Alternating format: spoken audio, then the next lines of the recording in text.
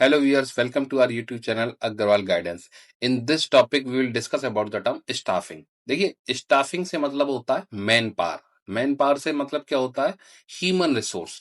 तो यहाँ पे ह्यूमन रिसोर्स मैन पावर की हम स्टाफिंग टर्म में बात करेंगे कि कैसे जो मैन पावर है, कैसे जो स्टाफिंग टर्म है किसी भी ऑर्गेनाइजेशन के लिए बहुत इंपॉर्टेंट टर्म कैसे होता है। तो स्टाफिंग टर्म को थोड़ा सा एक डेफिनेशन टर्म में देखें, स्टाफिंग का इंपॉर्टेंस टर्म में देखें। स्टाफिंग क्या है? Staffing is that part of management concerned with obtaining, utilizing and maintaining capable people to fill all position in the organization from top level to bottom level. देखिए staffing क्या है? That part of management concerned with obtaining, utilizing and maintaining capable people. भाई जो जिस skill set के साथ जो बंदे हैं और जिन पोजीशंस पे रिक्वायरमेंट होती है जिन भी ऑर्गेनाइजेशंस में टॉप टू बॉटम, वो कैसे उनके साथ कनेक्ट होते हैं, कैसे उनको फुलफिल करते हैं, वही क्या है? स्टाफिंग है। थोड़ा सा डेफिनेशन टर्म में देखें जो मैकफेरलैंड ने दी थी। स्टाफिंग क्या है? Staffing is the function by which managers build an organisation through the recruitment, selection and development of individual as capable employees. अब इसको समझिएगा। देखिए हर एम्प्लॉय के पास अपना एक स्किल सेट होता है और हर ऑर्गेनाइजेशन में डिफरेंट डिफरेंट पोजीशंस वेकेंट होती हैं या रिक्वायर्ड होती हैं।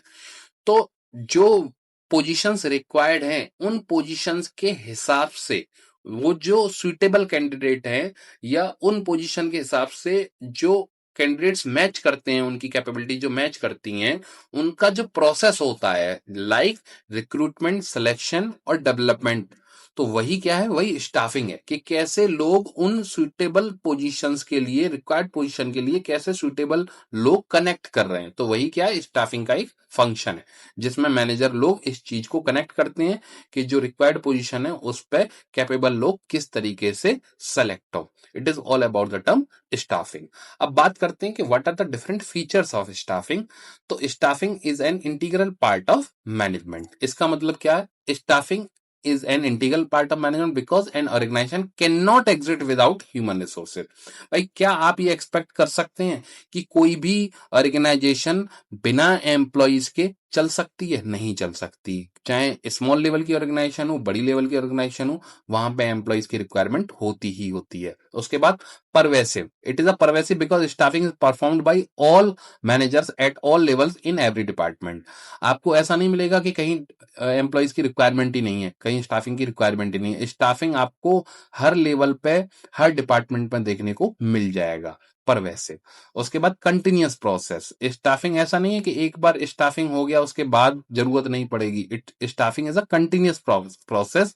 It continuous throughout the life of the organisation, क्योंकि लोगों के प्रमोशंस होते रहते हैं, रिट्रेंचमेंट होते रहते हैं, तो बहुत सारी चीजें चलती रहती हैं, नए नए डिविजन्स आते हैं, तो उनके लिए लोग चाहिए ही होते हैं। तो staffing is a continuous process.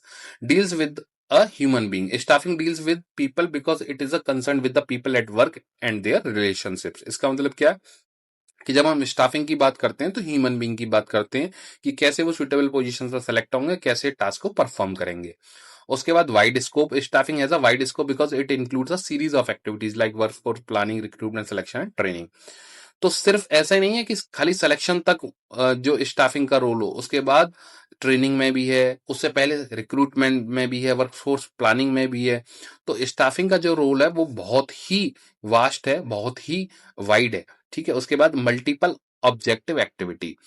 It is a multiple objective activity because it has to fulfil its responsibility towards the organisation, employees and society. देखिए जब स्टाफिंग के थ्रू आप किसी भी ऑर्गेनाइजेशन का पार्ट बनते हो तो वहां आपकी बहुत सारी रिस्पॉन्सिबिलिटीज बनती हैं ऑर्गेनाइजेशन के लिए, एज अ एम्प्लॉय और एज अ सोसाइटी मेंबर। तो उन सारी एक्टिविटीज को, उन सारे ऑब्जेक्टिव्स को भी आपको ध्यान में रखना है। तो ये क्या है? ये फीचर्स ऑफ ऑर्गेनाइजेशन। इसके बाद हम डिस्कस करेंगे इंपॉर्टेंस ऑफ स्टाफिंग।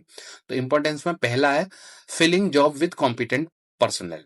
तो ये स्टाफिंग, इसका मतलब क्या है? Filling job with competent personnel, कि जो बंदा जिस स्किल सेट के साथ उसका जो स्किल सेट मैच कर रहा है, तो उसको उसी पोजीशन में एग्जीक्यूट करिए, उसी सिलेक्शन प्रोसेस के थ्रू उसका सिलेक्शन करिए जिससे एक सुटेबल कैंडिडेट सुटेबल पोजीशन के लिए मिल सके।